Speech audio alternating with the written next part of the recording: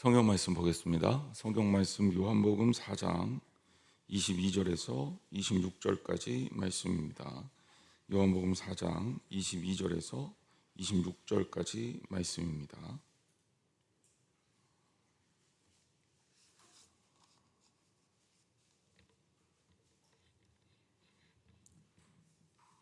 한 절씩 교독하겠습니다. 너희는 알지 못하는 것을 예배하고 우리는 아는 것을 예배하노니 이는 구원이 유대인에게서 남이라.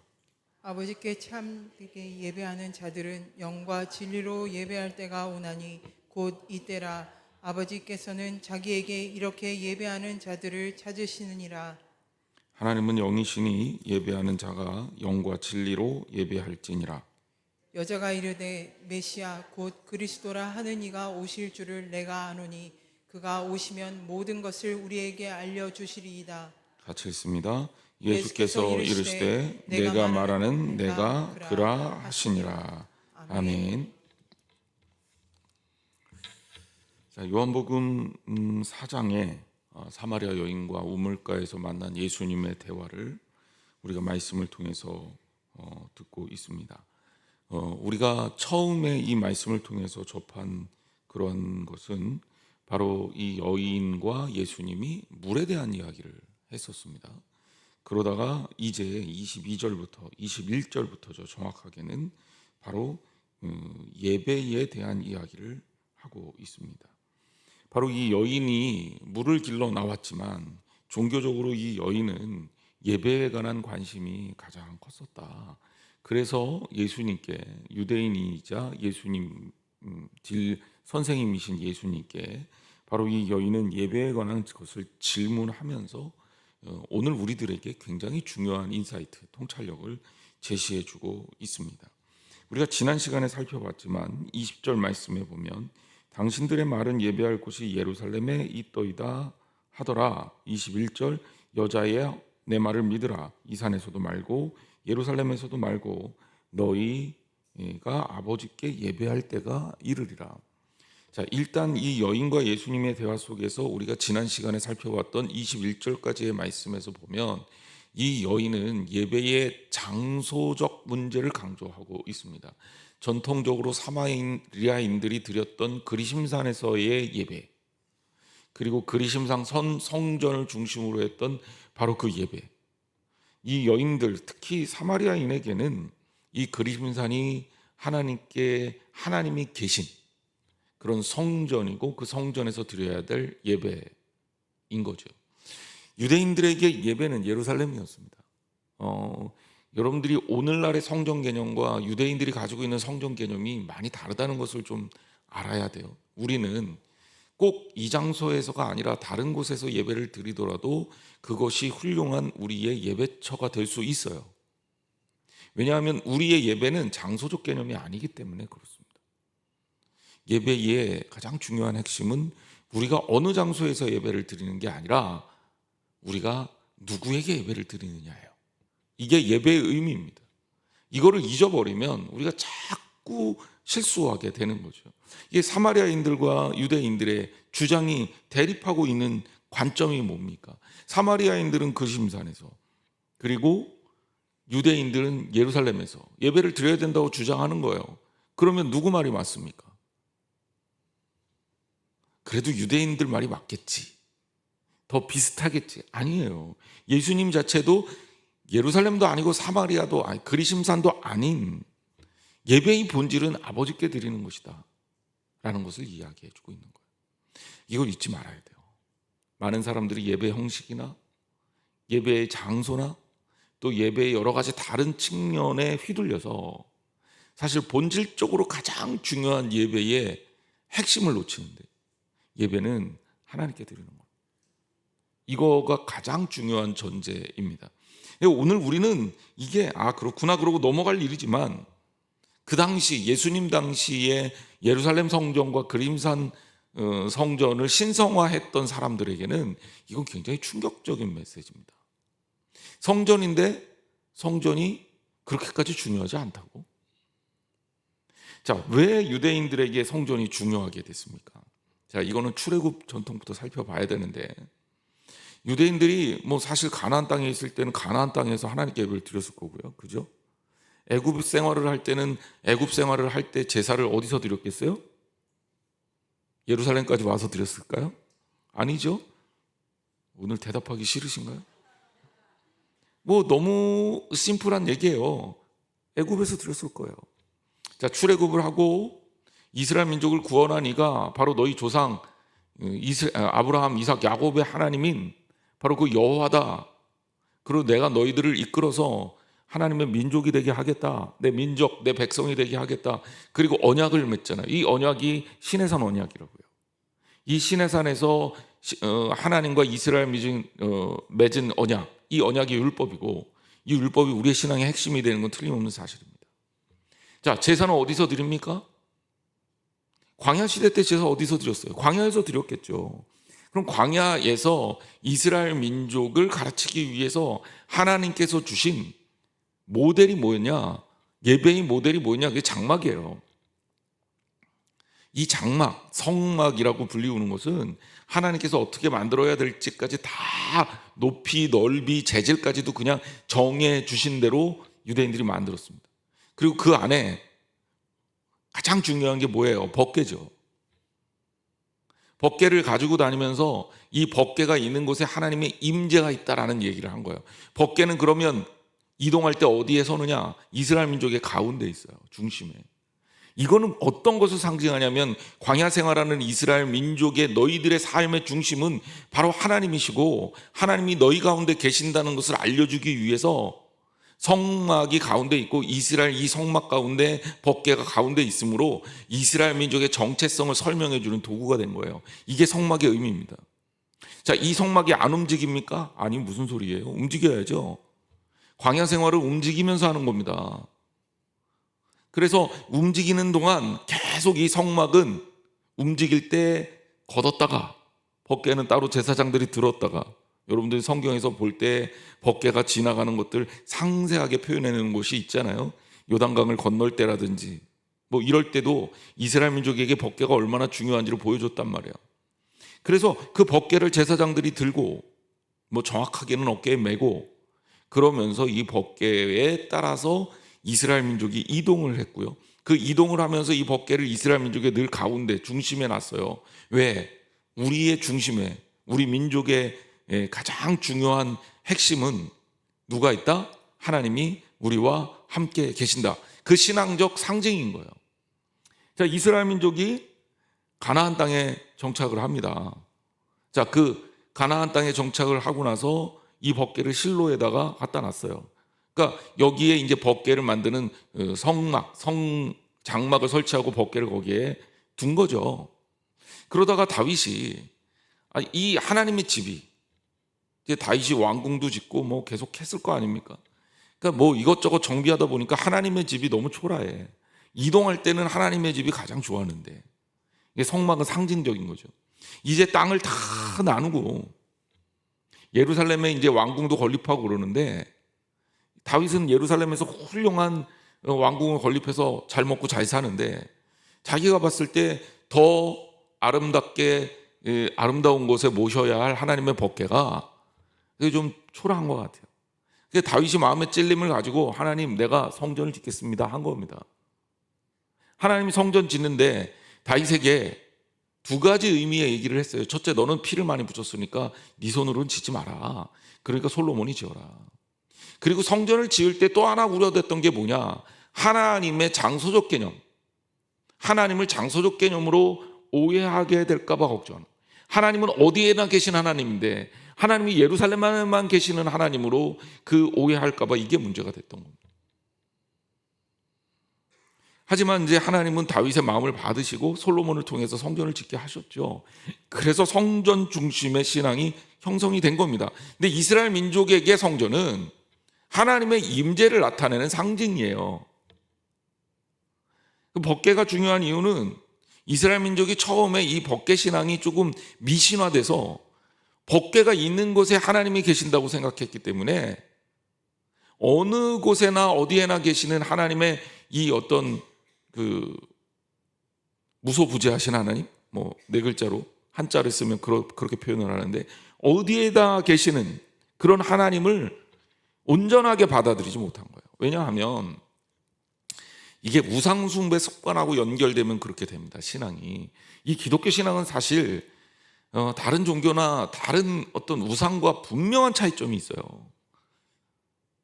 우리가 우상숭배할 때, 우상숭배 하면 안 되지만, 사람들이 일방적으로 우상숭배를 할 때 우상이 있는 곳으로 가서 거기에서 제사를 드리던 뭐 구슬하던 난리를 하던 그렇게 하잖아요. 그리고 신상을 만들어 놓는단 말이에요. 여러분, 하나님 신상 보셨어요? 하나님의 신상을 안 세웁니다. 왜? 세우는 순간 우상이 되기 때문에. 하나님은 우리의 이 어떤 표현력으로 표현되어지는 분이 아니에요. 우리의 사고 속에 갇히는 분이 아니에요. 그러니까 우상하고 다른 거예요. 불상을 멋있게 짓잖아요, 불교에서. 그리고 불상 찾아다니잖아요, 사람들이. 우리가 하나님 신상을 멋있게 짓고 우리 하나님 신상 찾아다닙니까? 아니잖아요. 사실은 우리가 여기 어디 교회에 예수님 상이 없잖아요. 뭐 그려놓은 교회도 있고 그림으로 표현한 교회도 있지만 사실 예수님의 얼굴을 우리가 정확하게 알지도 못할 뿐더러 저는 예수님 그림을 어디 추가해서 갖다 놓을 생각이 전혀 없습니다. 우리가 그려진 예수님을 만나는 게 아니잖아요.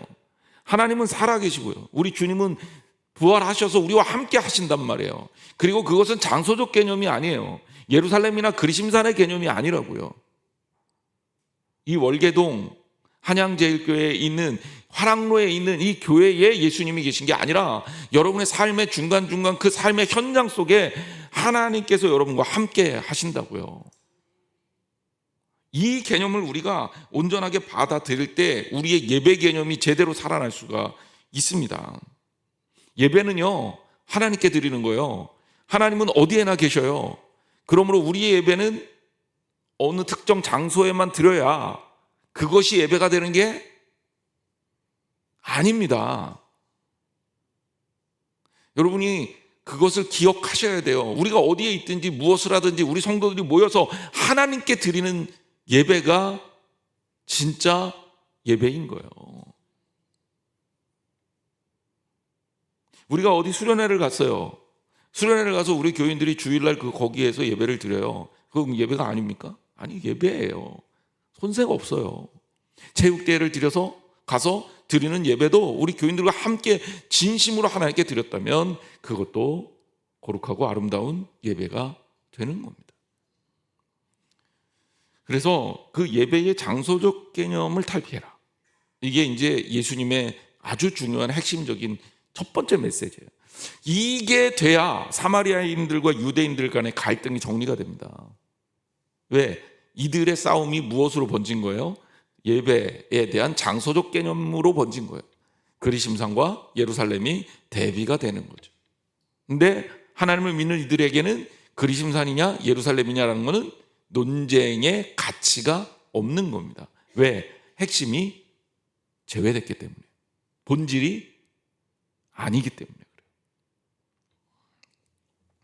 자, 그게 이제 지난주까지 봤던 부분이고요. 이제 또 다른 측면으로 예수님의 말씀이 이어집니다. 22절 말씀이에요. 우리 같이 한번 읽어보겠습니다. 시작. 너희는 알지 못하는 것을 예배하고 우리는 아는 것을 예배하노니 이는 구원이 유대인에게서 남이라. 자, 이 본문 9절만 딱 떼면 야, 유대인에게서 진리가 있나 보다. 그래도 예수님이 유대인이라 유대인 편을 들었구나. 이렇게 오해할 수가 있는 본문입니다. 근데 사실 이 본문은 그런 맥락의 이야기가 아닙니다. 여기 너희는 사마리아인, 유대인, 우리는 유대인을 가르칩니다.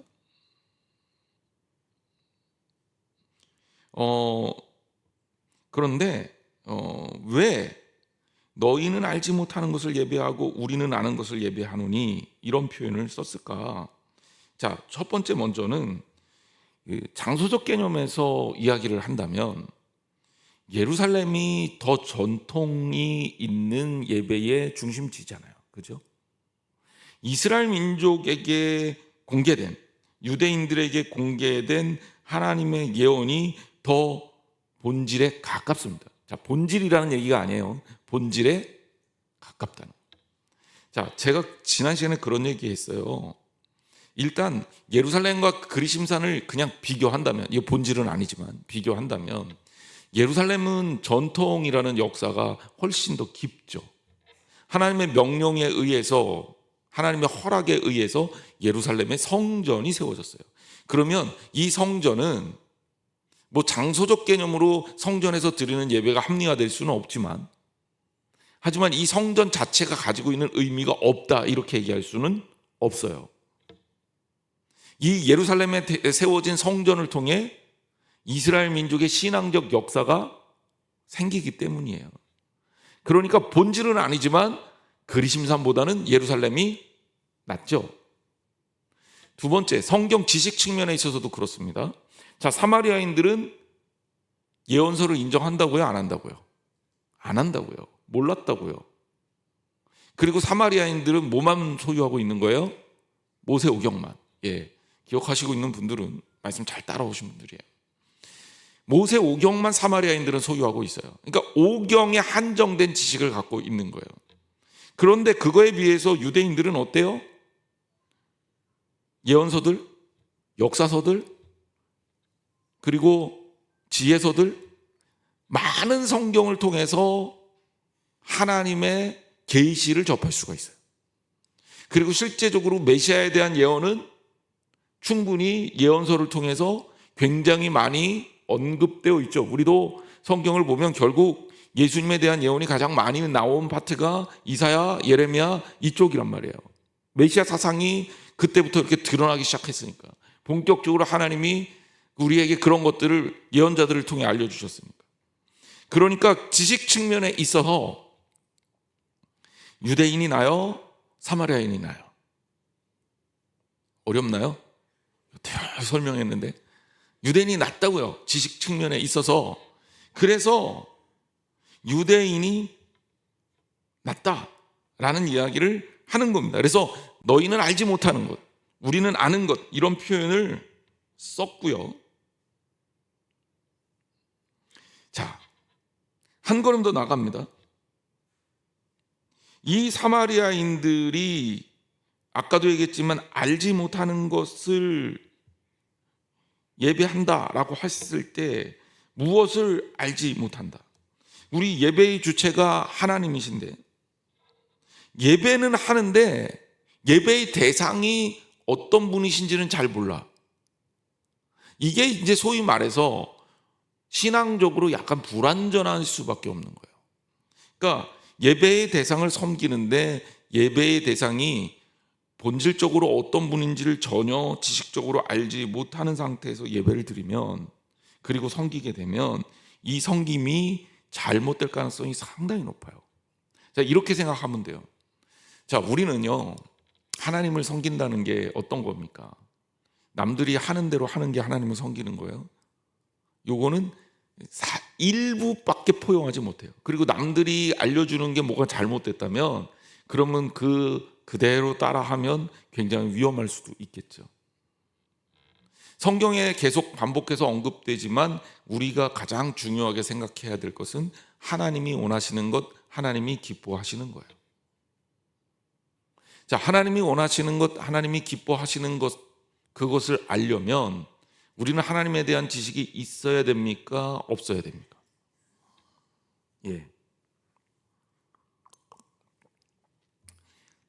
우리가 10월 27일 날 종교개혁주의를 들으면서 마틴 루터 이야기를 그날 많이 했습니다.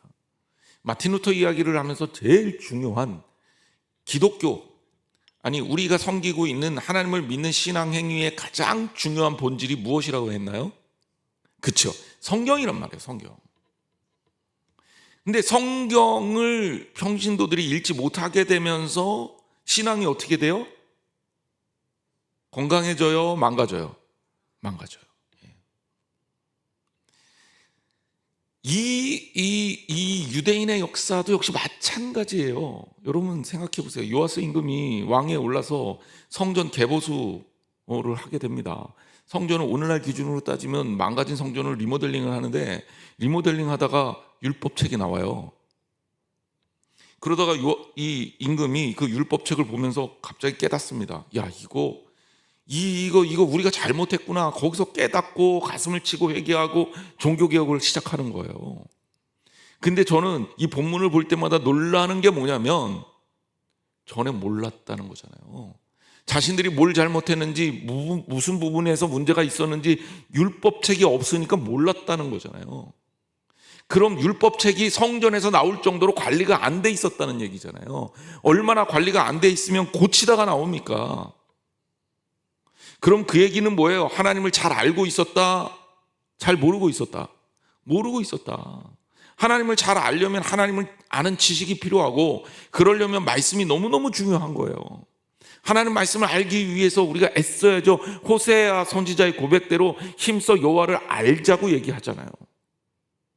그러니까 하나님을 아는 것은 핵심이 뭡니까? 하나님이 원하시는 것이 무엇인지를 아는 거예요. 신앙생활에서 가장 중요한 것은 뭐예요? 하나님이 원하시는 것을 아는 거죠. 현장에서 가늠하다 잡힌 여인을 유대인들이 잡아와서 예수님 앞에 데려옵니다. 예수님은 시험하기 위한 도구로 쓴 거예요. 그들의 목적을 성취하기 위해서 이 여인이 죄인이긴 하지만 형편없이 다루고 들어온 거죠. 이들은 모세의 율법을 내세워서 예수님을 압박합니다. 모세의 율법의 현장에서 가늠하다 잡힌 사람은 돌로 쳐 죽이게 돼 있는데, 당신은 평소에 용서와 사랑을 얘기했으니 이 여인을 어떻게 대할 거냐고 묻고 있는 거죠. 이 여인을 돌로 치자 그랬으면 예수님이 평소에 얘기했던 용서와 사랑에 대해서 너 거짓말자기인지 너 사기꾼인지 공격했을 거고, 이 여인을 용서해 주자 그랬으면 이단으로 몰아서 율법을 어긴 자로 몰아서 예수님을 공격했을 거다. 유대인들의 관심은 어디에 있냐? 본질에 닿아 있지 못해요. 하나님이 무엇을 원하시는지, 이 여인에게 원하시는 것이 무엇인지 알지 못하는 거예요. 그리고 이 여인을 대하는 우리들에게 원하시는 것이 무엇인지를 알지 못하는 거예요. 이래서 이게 하나님을 제대로 섬기려면 하나님을 알아야 되는 거예요. 하나님을 제대로 모르니까 우상숭배를 하게 되는 거예요. 얼마나 바보 같습니까? 하나님의 메시지는 뭡니까? 이 여인의 죄는 그냥 둘 수는 없어. 그래서 예수님이 뭐라 그럽니까?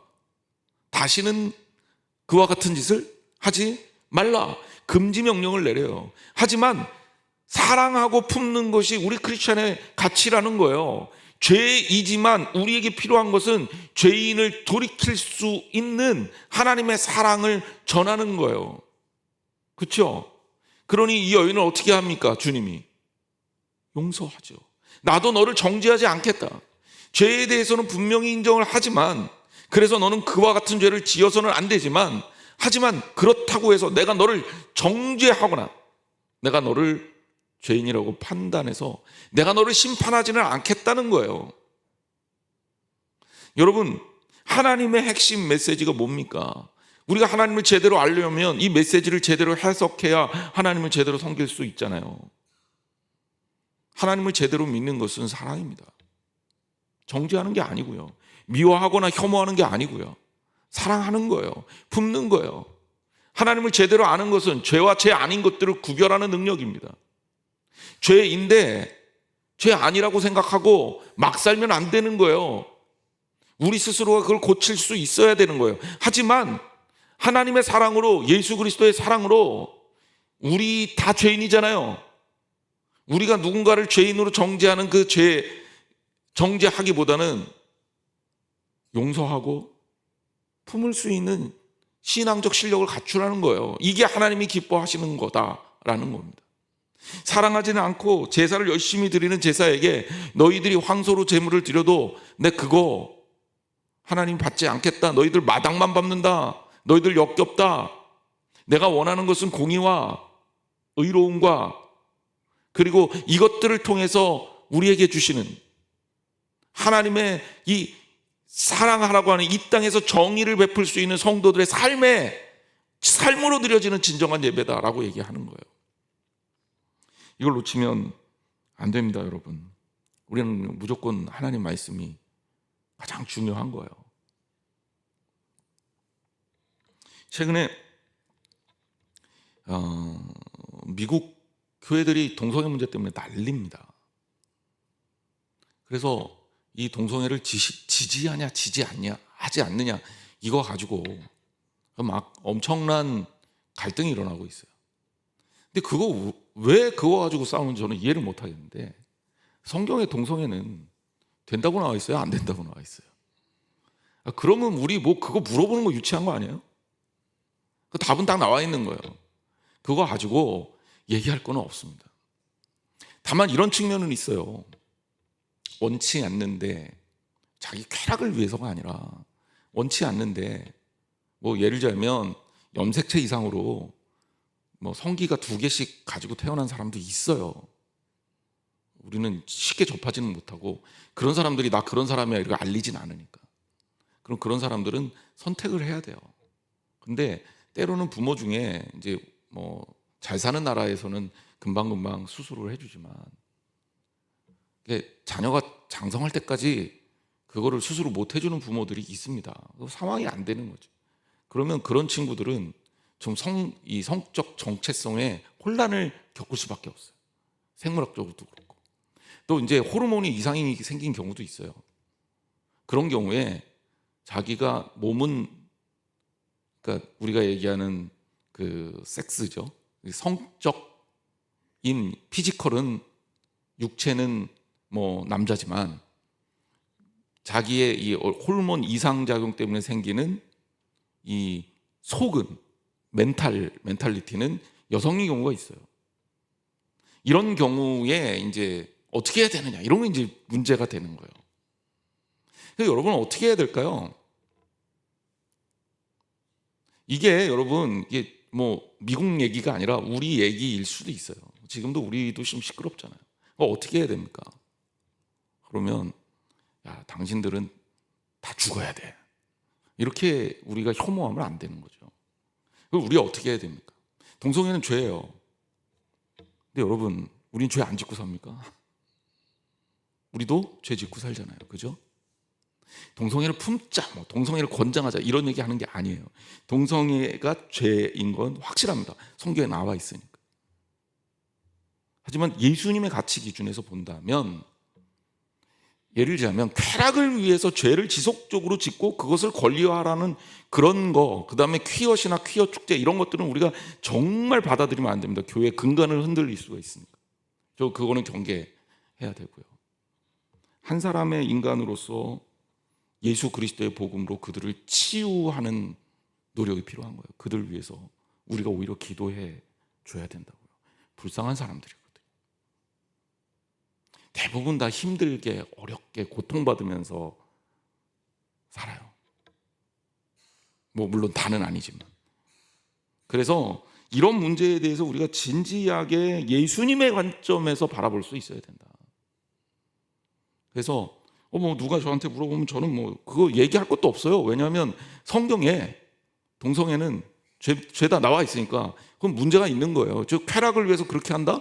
절대로 원하지 않죠. 독일에서는 이제는 내가 남성이나 여성이나 이 상관없이 젠더, 내가 남성이 되겠다, 여성이 되겠다를 이제 선택할 수가 있대요.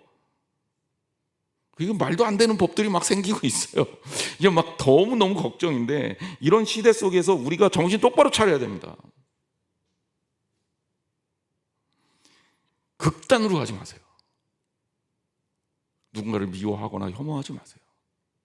예수님이셨다면 어떻게 하셨을까? 하나님이 원하시는 것은 무엇일까를 진지하게 생각하고 판단해야 돼요. 이게 바로 오늘 예배에 대한 문제에도 그대로 나와 있는 거예요. 사마리아인들 혐오의 대상자였어요. 유대인들에게. 사마리아인들에게 유대인은 미움의 대상자였어요. 그래서 둘은 갈등을 계속 갖습니다. 예수님이 일부러 사마리아 땅으로 들어가신 거예요. 이 문제를 우리에게 알려주고 해결하기 위해서.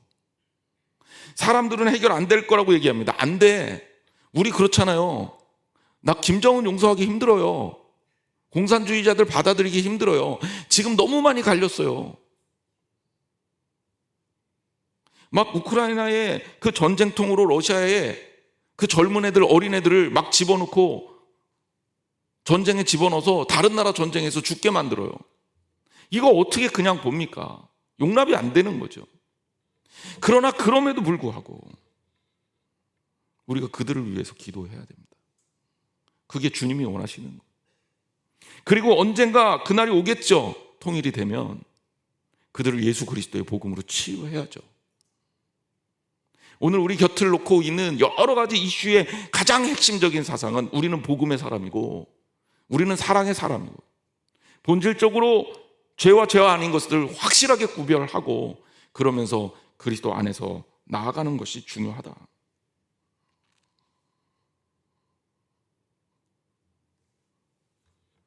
사마리아인들이 부분적으로 하나님에 대한 지식이 모자랐기 때문에 사마리아인들의 예배는 지극히 우상 숭배적인 예배였어요. 이걸 종교적 혼합주의라고 하는데 엉망이 됐습니다. 엉망이 됐어요. 이걸 그냥 둘 수는 없어요. 고쳐야죠. 문제가 있으니까.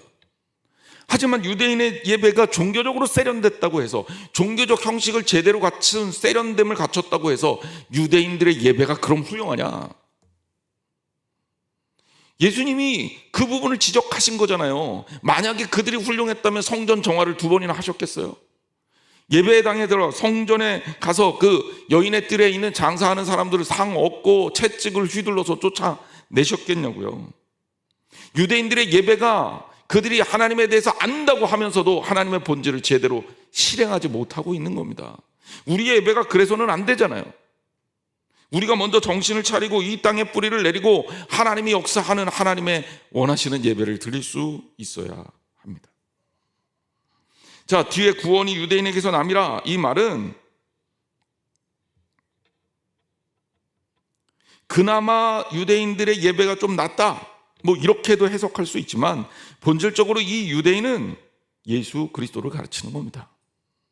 메시아가 어디에서 오겠느냐? 이미 성경에서 다윗의 저선에서 난다고 얘기했고 거기에 대한 지식이 사마리아인들은 없었다. 하지만 유대인들에게는 그 지식이 있어요, 없어요? 있지요. 그래서 예수님이 유대인이고 유대인 중에 메시아가 날 거라는 얘기를 하는 겁니다. 여기에 구원이라는 단어도 굉장히 중요한 의미가 있어요. 구원이 헬라어로 소테리아입니다. 그런데 그 소테리아의 이 명사 앞에는 쓰는 어법에 따라 관사가 붙죠. 우리나라는 관사가 없기 때문에 늘 이런 문법에서 헷갈리는데 우리 말이 조금 애매한 측면은 있어요. 애매하고 굉장히 정교하고 그리고 또 이 중간 단계에 있는 것들을 굉장히 잘 설명하는 언어 구조를 갖고 있는 반면에 약간 뭐라 그럴까 확실하게 딱딱 찝어주는 그런 어법은 우리나라가 좀 약합니다. 그러니까 우리나라 관사가 없는 거예요. 구원이라고 한다면 일반적으로 이 원어상에는 부정관사가 쓰여야 돼요. 영어로 따지면 어나 언이 되겠죠. 그런데 여기에 구원이라는 단어에 부정관사가 안 쓰이고 정관사 해라는 단어가 쓰였어요. 정관사가 쓰였다는 얘기는 뭐냐면 소테리아라는 이 단어 앞에 소테리아가 이 여성형 명사거든요.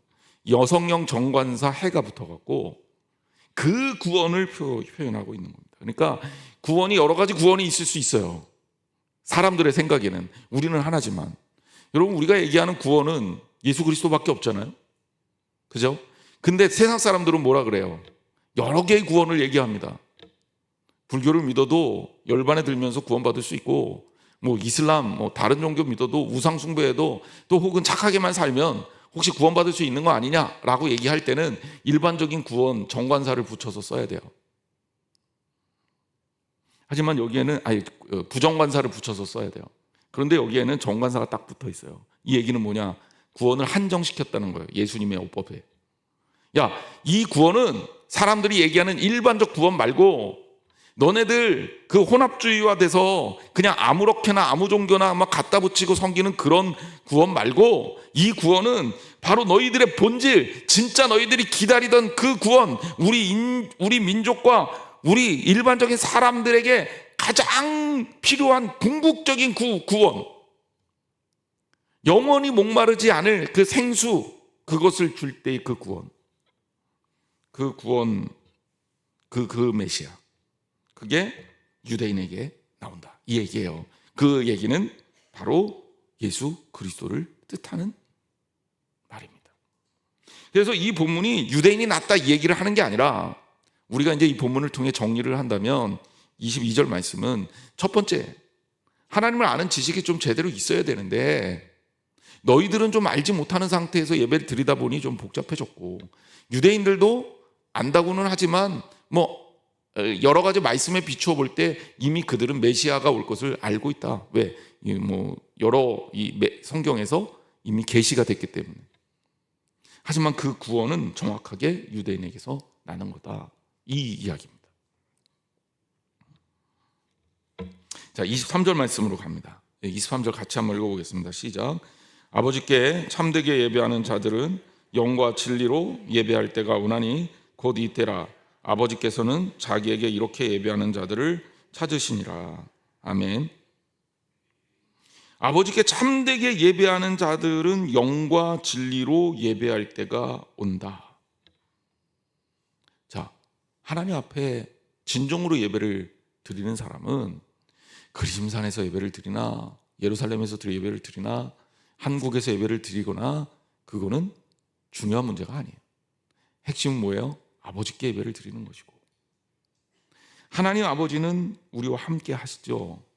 그러니까 영과 진리로 우리에게 함께 오셔서 예배합니다. 예배라는 우리의 행위 자체가요, 하나님과의 만남을 갖는 거잖아요.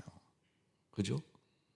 그리고 하나님과 만나려면 하나님이 이끄시는 자리로 나아가야 되는 거잖아요. 그것이 어떤 자리냐? 하나님의 영이 이끌고 하나님의 진리가 이끄는 바로 그 예배다. 하나님은 이렇게 예배하는 자들을 찾는다. 그러니까 장소에 머무르지 말고, 전통과 형식에 머무르지 말고 신령과 진정으로 예배를 드릴 수 있어야 된다. 여기 영이라는 단어도 좀 살펴봐야 됩니다.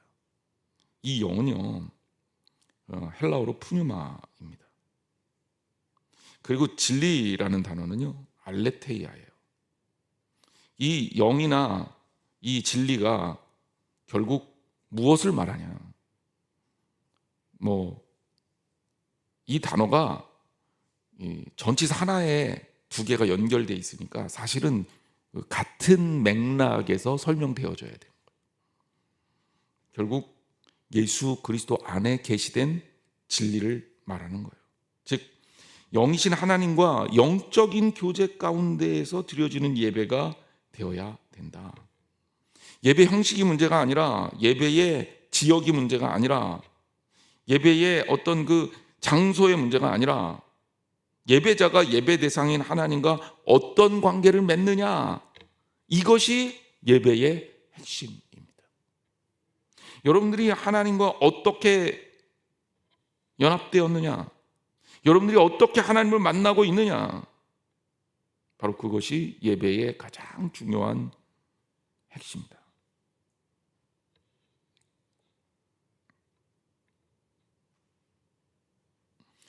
끊임없이 우리는 성도로서 하나님과 영적 교제를 가져가야 돼요. 그래서 원래 이제 예배의 개념을 더 많이 확대하면, 여러분, 우리가 이렇게 모여서 드리는 예배 이뿐만이 아니라 여러분의 삶 자체가 예배가 되는 거예요. 예배는, 그래서 우리가 지금 우리가 주일 예배, 새벽 예배, 그리고 수요 예배, 그리고 금요 예배, 공적 예배를 이렇게 드리고 있죠. 우리 교회에서. 이 예배 중요하죠. 왜? 이거는 우리가 어떤 교회에서의 틀을 통해서 하나님께 공식적으로 드리는 예배, 그래서 이걸 공적 예배, 공예배 이렇게 표현합니다. 또 주일 예배, 그리고 주중 예배 이렇게 나누기도 해요. 그리고 사실 수요 예배 같은 경우는 수요 기도회, 또 수요 성경 공부 모임 이렇게 표현하는 교회들도 있어서, 이 정식 예배 형태보다는 좀 다른 형태로 이해하기도 합니다. 그래서 보통 수요 성경 공부, 금요 기도회, 새벽 기도회 이렇게 표현하기 때문에 진짜 우리가 본질적으로 교회에서 드리는 공적 예배는 주일 예배가 핵심이다, 이렇게 볼 수 있어요. 근데 예배를 이렇게 구분하는 게 중요한 게 아니라, 예배의 본질은 어디에 닿아 있냐? 여러분의 삶과 닿아 있습니다.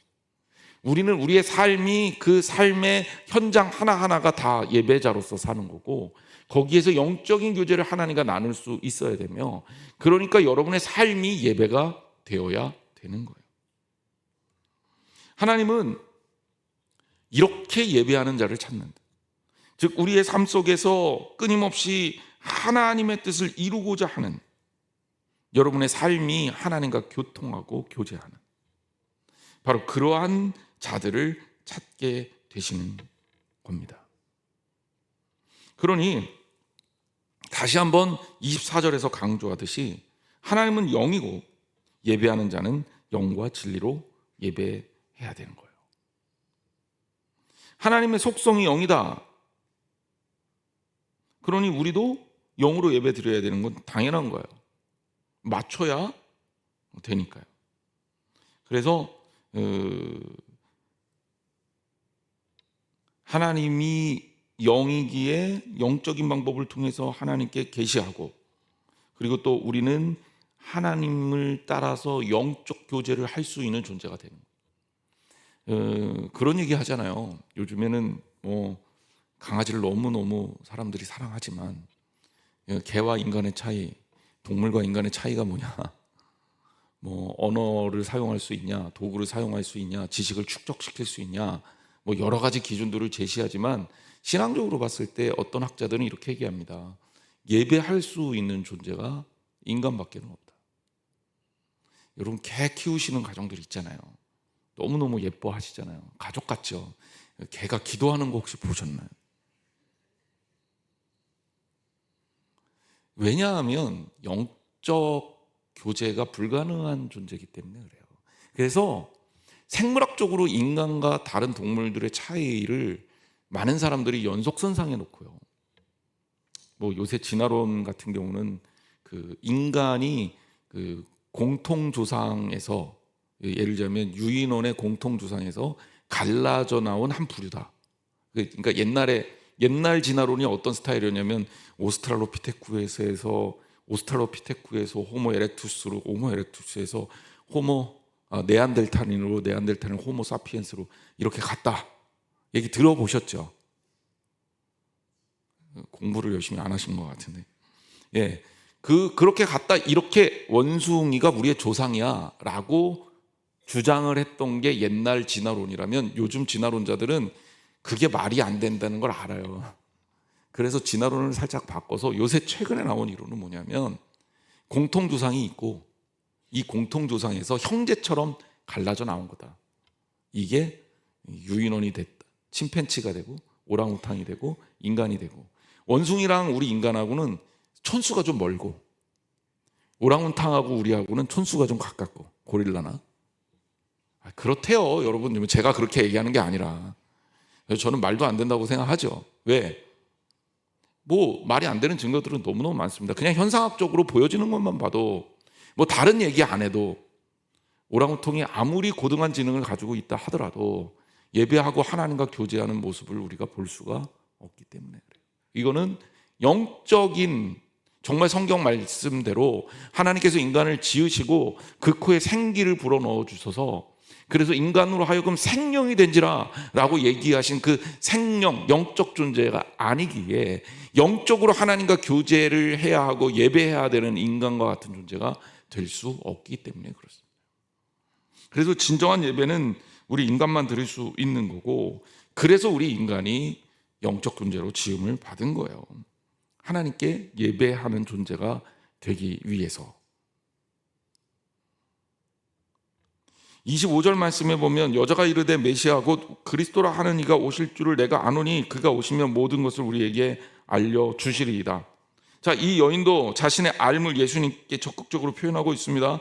유대인들만 아는 게 아니에요. 저도 그런 얘기 들었어요. 자, 다르죠? 이거는 뭐냐?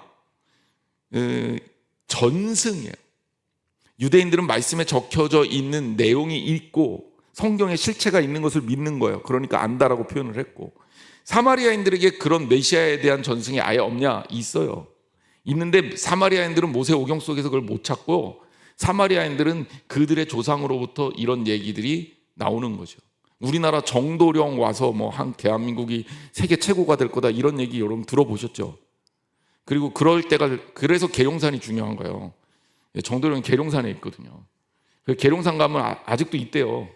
몇백 명 정도는 정도령이라고 주장하는 사람이 있대요. 여기도 정시 있으면 좀 가능성이 있는 것도 같아요. 근데 이런 거예요. 이렇게 이제 구전돼서 전해지듯이 그 사마리아인들에게도 이런 얘기가 전해져 내려왔다. 그리고 그가 우리에게 모든 것을 알려주실 거다. 결국 26절에 예수님께서 결론을 딱 내리시죠. 같이 한번 읽어보겠습니다. 시작. 예수께서 이르시되 내가 말하는 내가 그라 하시니라. 아멘. 결국 예수님과 이 여인의 논쟁의 가장 중요한 핵심적인 구절이 26절로 귀결되는 거예요. 내가 그라. 예수님이 이 여인을 만나서 그에게 주고 싶었던 이야기, 바로 너에게 영원히 목마르지 않은 생수를 주리라 한 그 장본인, 너 내가 누군지 알았더라면 오히려 내게 물을 달라 했을 거다라고 했던 그분, 유대인과 사마리아인들의 예배의 핵심을 예루살렘도 그리심산도 아니고, 그리고 오히려 아버지께, 하나님 아버지께 예배를 드려야 한다는 것을 알려주셨던 그분, 예배의 핵심이 형식에 있지 아니하고 영과 진리로 드려야 한다는 것을 확실하게 선포하셨던 그분, 바로 그 예수 그리스도께서 이 여인에게 말하는 거죠. 내가 그라. 오늘 우리에게도 주님이 우리에게 말씀하시는 겁니다. 예수님이 바로 그분이세요.